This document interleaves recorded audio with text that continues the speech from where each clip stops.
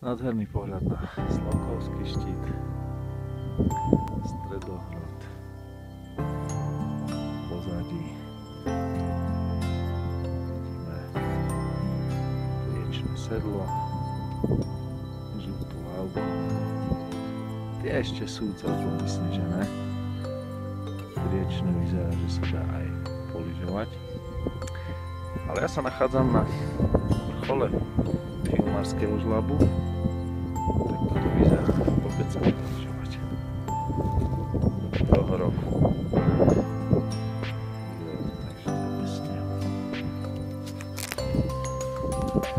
Ale máme opäť krásny deň. Nádherné pohľady. Pozadí, vzadu.